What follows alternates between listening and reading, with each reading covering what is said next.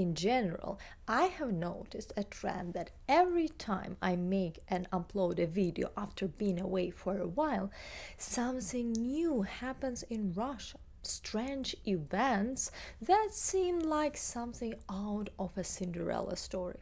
Russian naval landing ships transform into submarines. Eternal bridges collapse to take a rest at the bottom of the sea, and this time a powerful Russian civilian aircraft A-50 collided with a Ukrainian missile and made a negative taking off.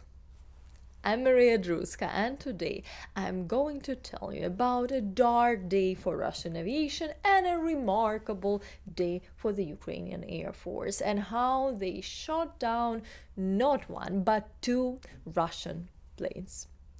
The A-50 is also known as the eyes of Russian aviation.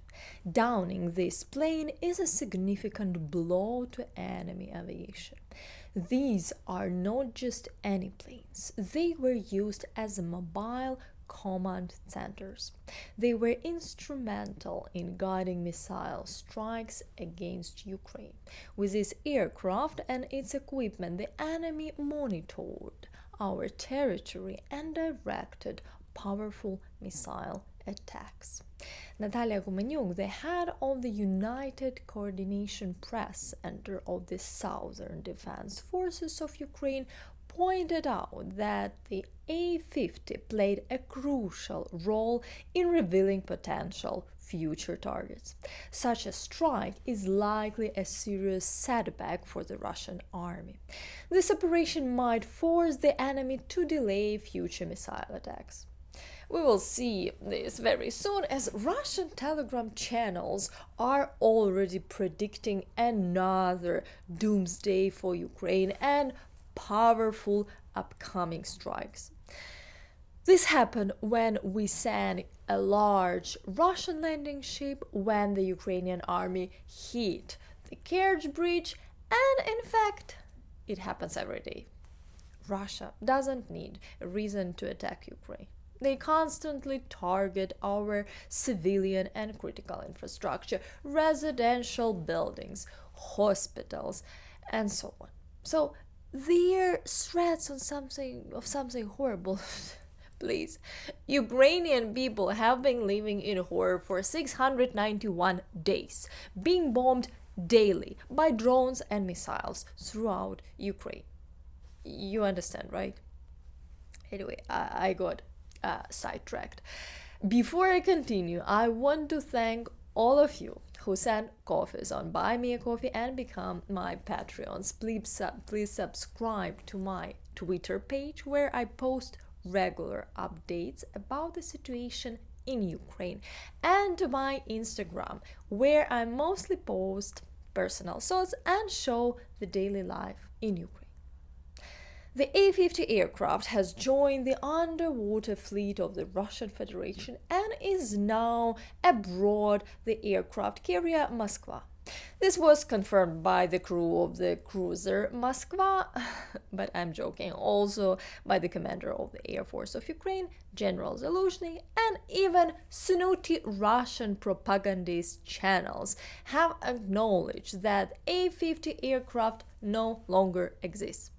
Meanwhile, the Z channels report that two Russian planes were shot down by friendly air defense.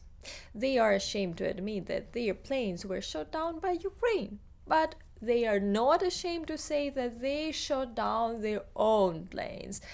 In fact, they constantly bomb themselves. Belgorod, Voronezh, Krasnodarsky Krai. Just look at my video from yesterday where I talk about this. I will tell you about the aircraft itself.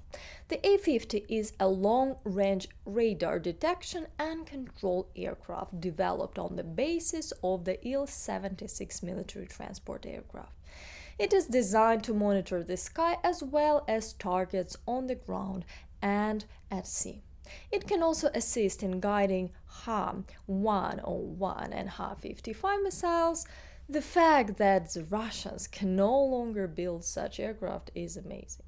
There were 9 aircraft. 3 of them are not operational, 1 is under repair. It was damaged in Belarus in 2022. There were 5 combat ready. Now there are 4. There were 5 Il-22M airborne command posts, but 2 or 3 of them also have been shot down. Russia can no longer build such equipment, and of course it's great that they were shot down, because a nice bonus is the loss of $330 million for each aircraft, and the crew of the A-50 also perished. These were experienced pilots with serious training, and not just pilots, but also specialists who directly service the reconnaissance equipment. How could the Russian planes have been shot down? Ukrainian military analyst, Colonel of the Armed Forces Petro Chernak, in the interview with the Apostrophe publication, mentions several versions. If we take the point where the planes disappeared from the radars, the strike was made at a distance of 130 kilometers.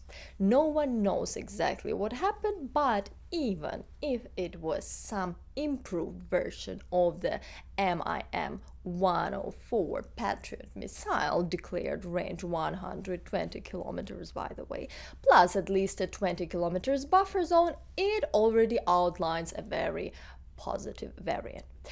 That is, the range is at least 150 kilometers. Maybe it's some of the most modern versions of the Patriots. Why not? Possibly. The second option is the French-Italian SAMP-T anti-aircraft missile system with a range of 300 kilometers.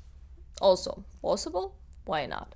Another version expressed by some observers, as reported by BBC Ukraine, is the Ukrainian Air Force could have used fighters with long-range air-to-air missiles, but for the MiG-29 and Su-27 fighters in the armed forces of Ukraine, such missiles do not exist, and Ukraine has not yet received American F-16s. Moreover, it would have been practically impossible to conceal the flights of the fighters from the A-50 itself, and the Russians would have recognized the F-16. Russian Telegram channels published a photo of Il-22M after landing, showing that there are many very large holes in the tail section. They are more similar to damage from the striking elements of a large anti-aircraft missile of a ground-based complex. An air-to-air missile most likely could not have caused such damage. How could Ukrainian forces shot down 2 planes at once? The Il-22M, as stated by Yuri Ignat, the spokesman for the Air Force of Ukraine, was a secondary target. According to the BBC, tracking the appearance of such aircraft as A-50 or Il-22 in the air is not difficult. Firstly, these are very large aircraft that are clearly visible on radar screens, and secondly, the A-50 use a radar, a round dish about the fuselage. This radar is a source of radio signals and is easily noticeable from the great distance. The fact is that the control point relay aircraft Il-22 and A-50 airborne early warning and control system fly the same routes day after day for the second year in a row, with the aim of ensuring stable communications, monitoring the air situation, and controlling operational tactical aviation. Day after day, week after week, months after months. The predictability of actions can allow the enemy to prepare an air ambush, to place anti-aircraft missile system in a certain place to direct fighters. The role of the Il-22M in such situation is not entirely clear. It could have been the command post from which officers of the Russian airspace forces directed the actions of military aviation. However, it could also work as a relay, transmitting signals to the ground headquarters. These planes are used as relays.